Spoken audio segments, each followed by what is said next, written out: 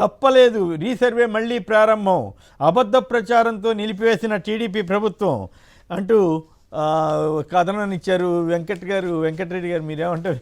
ఈ మళ్ళీ అనేక స్కీములు ఇట్లాగే చేస్తున్నట్టున్నారు కదా. ముందుగా కొమ్మినేని గారు, మీకు ప్యానెల్లో ఉన్న అందరికీ అట్లానే సాక్షి టీవీ ప్రేక్షకులకు నమస్కారాలు. ఈరోజు జగన్మోహన్ రెడ్డి గారు పుట్టినరోజు.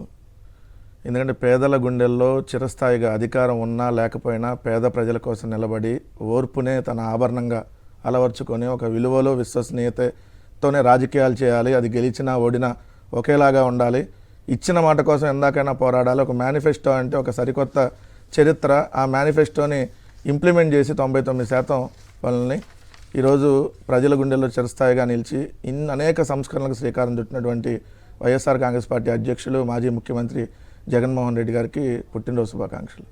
ఇందాక మీరు అడిగిన దాంట్లో, ఇందాక విజయబాబు గారు చెప్పిన దాంట్లో 111 సెక్షన్ ఏదైతే వ్యవస్థీకృత నేరం, సోషల్ మీడియా పోస్టులు వ్యవస్థీకృత నేరం కింద రావు సార్.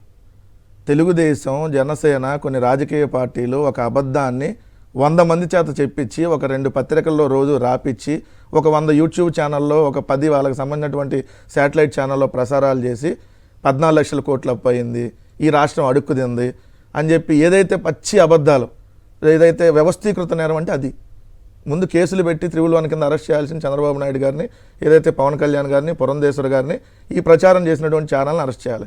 ఎవరో సోషల్ మీడియాలో పోస్ట్ పెడితే మీరు చూసారు, ఎవరైతే ఒక దళిత యువకుడు అతను పెట్టింది ఏంటి, ఇక్కడ పారిశుధ్యం లోపించింది అని చెప్పి విత్ ఫోటోతో సహా. ఎందుకంటే మనం చూస్తూ ఉంటాం ఇక్కడ పారిశుధ్య లోపం ఉన్న దగ్గర, ఇదిగోండి ఇట్లా ఎంత మురికాలు ఉన్నాయి, ఇక్కడ పారిశుధ్యం లోపిందని ఫోటో పెడితే మహిళా కానిస్టేబుల్ ముందే బట్టలొప్పదీసి జైల్లో పెట్టి కులం పేరుతో దూషించి తర్వాత అతను తీసుకొని వెళ్ళి గోదావరి నది దగ్గర పడేశారు. అంత దయనీయ స్థితి ఈరోజు ఆంధ్రప్రదేశ్లో ఉందనంటే అసలు మానవ సమాజంలో ఇట్లా ఉండదు.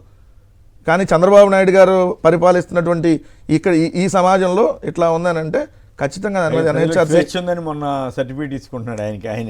ఎవరికి స్వేచ్ఛ లేదు సార్, వాళ్ళ మంత్రులకే లేదు. ఎందుకంటే క్షమాపణ చెప్పించారు కదా, గౌతు లచ్చన్న గారి విగ్రహావిష్కరణకి వెళ్తే ఒక బీసీ మంత్రిని పదే ఓ బీసీ ఎమ్మెల్యేని బీసీ మంత్రిని ఇంగితం లేదా అని రాశారు.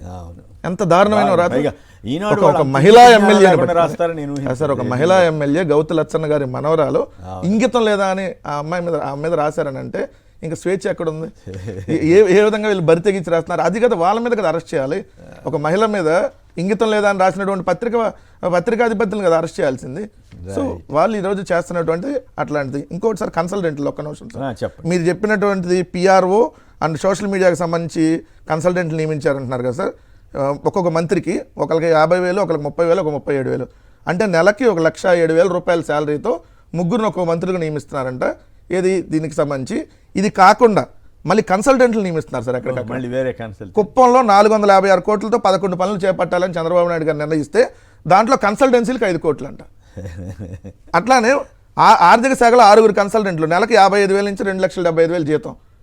ఎక్కడికక్కడ అమరావతికి సంబంధించి కన్సల్టెంట్లు, ఆర్థిక శాఖ కన్సల్టెంట్లు, అంటే అంతకుముందు సలహాదారులు, ఇస్సీలు, కొత్తగా ప్లేస్లో కన్సల్టెంట్లు అని పెట్టి విచ్చలవిడిగా కోట్లాది రూపాయలు వాళ్ళకి సంవత్సరానికి వచ్చి చూడండి సార్, ఒక్కొక్కరికి 2,75,000 శాలరీ అంటే నెల కన్సల్టెంట్ 2,75,000 శాలరీ అంటే ఏ విధంగా దోచేస్తున్నారు చూడండి. సర్వే ఇవన్నీ అప్పుడు అంతా తప్పుడు ప్రచారం చేశారు సార్.